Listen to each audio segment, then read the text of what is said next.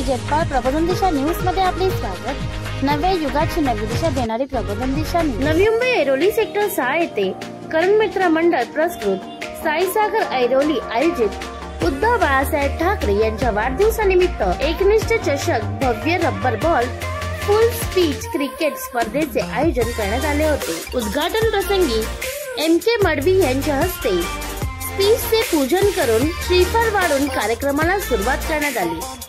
तसेच टॉस देखील उडवण्यात आला. यावेळी दोन्ही संघांना MK मडवी यांनी शुभेच्छा देखील दिल्या. तसेच मडवी यांनी बॅटिंगचा आनंद देखील घेतला.